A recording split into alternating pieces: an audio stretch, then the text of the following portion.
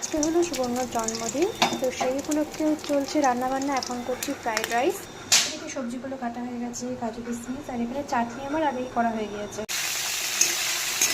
আমার fried rice একদম ready.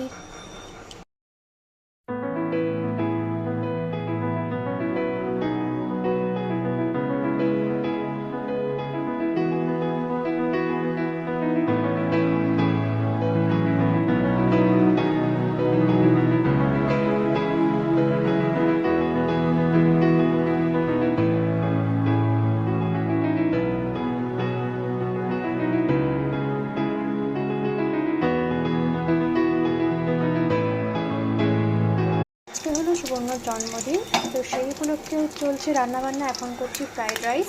এদিকে সবজিগুলো কাটা হয়ে গেছে, কাজু কিশমিশ, আর এখানে চাটনি আমার আগেই করা হয়ে গিয়েছে। আমার ফ্রাইড রাইস একদম রেডি।